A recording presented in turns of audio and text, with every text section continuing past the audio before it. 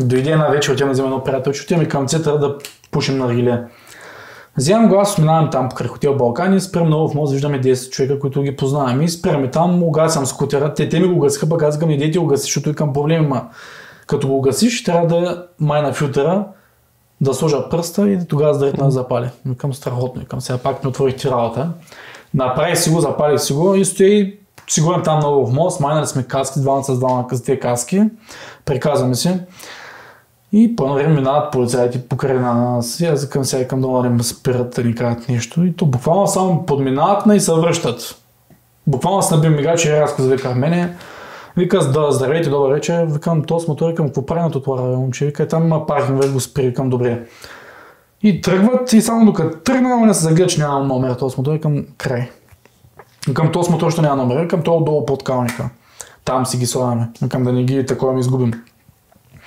Вика, ти на мен не ми ги покажете сега, вика, то мотор има ли документи, аз викам, да, викам, сега ще го преместя, викам, на паркинга и ще ви покажа. То няма нищо. Аз нямам книжка, то няма документ, няма нищо. Викам на моя човек, викам, дай ми каската. И аз мисля, се слага каската, се слагам на ръката. И тръгвам. И аз не тръгвам към паркинга, те директно пускат бурканите. Към страхотно. И какво става? Ми тръгвам да бягам. Няма какво да правя, към те ще ми вземат скутера. И каската на ръката. Да, и в каската в последствие се сложих на главата, след като ми видяха лицето. И тръгвам да бягам покрай такситата, покрай един пазар, Що си тръгна да бягаш? Какво да правиш? Ми вземат скутера.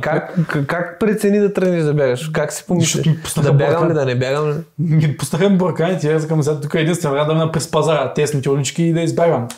Да, бе, тесните улички минах покрай тесните улички, те вече мачаха от другата страна. Как толкова бързо колазаха. Минавам 2-3 пъти покрай църква, те на буркани и пуснаха мегафон или как му се викаше. Викат, отби веднага. И аз викам, няма да стане, викам. Отбили, викам, ще ми вземете скутери, ще ме приберете и ще викам ти нашите, викам, няма смисъл. Сложи си касата и газ колкото му е през тротуарите, баш пред центрито, там не минава кола, там не мога мини мотор, нито пък само колелета и пешеходци. Аз директно с мотора. Вечерта това, да? Вечерта в 11 часа. Нямаше хора? Не, нямаше, жива душа нямаше. И в Габро вече хора не останаха. Оттам тръгвам да бягам по тесните улички, те пак вързат мен, този скутер не мога да върви толкова много. За тесните улички, покрай една църква, обратно към центъра и пак призова в мост, дето с всичките деца са събрали и катали, давай, те им мятат сърце, аз казвам, че към код дай. Сърцето ми лопаше и ступаше в ръкнина, това вече съм се притеснил много. Викам, сега към край, към те са комафан, просто не знам, баща ми ще ме убие. А сега ще избягаш ли? Ако нямам документи. Още не си променил мисленето, аз няма да избягам никога. Честно. Човек, ти застрашаваш се, представи си паднеш, се потрошиш. По принцип в Германия забравям да гонят. Нямат право да гонят, могат да направят ПТП и после ти да ги съдиш за ти нещо, защото те нямат право да гонят по този начин. За гоненето аз съм съгласен да те гонят, но да бягам никога не бих бягал. Просто тогава сте и беше. И тогава за път бягах и изведнъж се събраха 4 патрулки. И се хванаха ли? Не, защото беше късмет, аз минах през велоледица пешеходците. И? Те караха през града, аз карах по велоледите, те се ме гониха, обаче от другата страна на пътя. Виолета имаше един мост и аз минах през моста и оттам затени то не беше индустриална, една стара сграда, изоставена, текстила, мисля, че се викаше. И там в реката, го фалих в реката направо, засилих го и го фалих в реката, в едни храсти. Събляко се свичер, бях си на свичер, каската фалих и тя там вътре и тръгнах пеша наобратно към центъра. Пак да се покажа, само че вече без свичер, без само по тениска.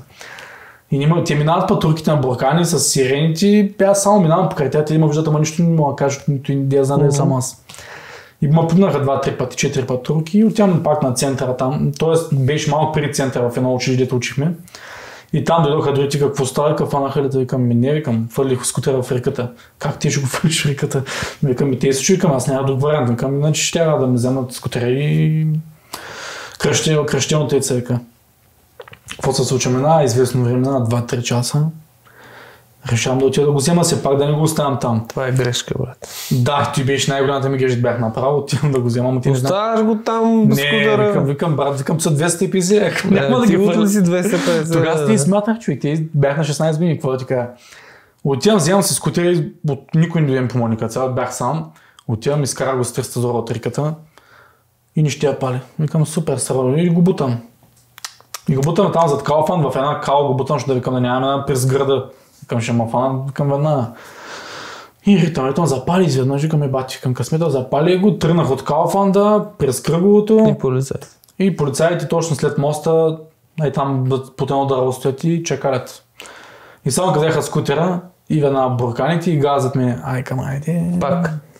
Викам и той скутера почна и да глъхне. Викам страхотно, викам направо ми ще само да го оставя на пъти и да тръгна да бягам нагоре по брега. И те ще хванат. Да, ма те станат, че изведнъж като се отпуши, като се рязна да бъдат и нещо. И само те викат, те зад мене пак на буркани на сирени и пак мегафона и викат, нали, отби веднага, вече няма да гоним повече. Давам газ през една поляна, човек и 500 метра къща ми отгоре. И тя на поляната спира, защото тя поляната е разбита. Само много зле беше, не мога кара там с патрулката, ще му стане броната най-вече. И те заобикалят през другия път, презчекали с те да ме настигнат отгоре. И аз стигам вече до къщата, отварям гаража, пъхам скутера, гася лампите и минават 2 патрулки вече, една отдолу, една отгоре, и спират на чешма точно под къщата. И ти ги виждаш? Виждам ги, през оградата и към сега, просто викам да ни дадат тук да звънят. И бягам бързо горе до къща, защото дядо и баба спят. И аз бягам бързо да откача звънеца, да не звънят. Ако звънят, дали да не чуи нищо. Какъв филм се кара да откача. Това ти казвам, и те се качиха, човек. До къщата? Качиха се до къщата, ама нищо не направиха. Не звъняха, само просто спряха пред къщата, говореха си и тръгнаха. И от тогава съм го карал до скутера. Само го снимах, качих го, дойдоха и го купиха. Не си го карал? Не, ти беше последното карам без книжка, викам до там, вече стига толкова. Викам просто прекалих. Но аз не, то не че беше последното карам, то просто беше скутер последно, иначе кола карах. Ма беше много зле, направо аз тогава с тези събрах стресали към сега, към ако бяха ма спряли към баща ми, ще да ме очисти, към страхотно. Голям късмет с този скутер, викам, тогава сме бяха разпяли човек на всяка и баща ми след 2-3 ми звъни, вика, тук ми звъни един полицай от нашия апаратор, че са гонили патрулките. Към как те, към кой ме гони, аз към мотора, към не искаш да го купуват. Те ли? Вика, че един скутер без каска, с гола глава, вика са го гонили, вика, то няма кой да го Ти с гола глава е от малък, така?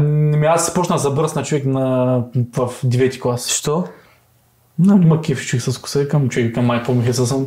Защото гледам по-големите от мен, гола глава, такива смисъл, аз към аз съм гола глава.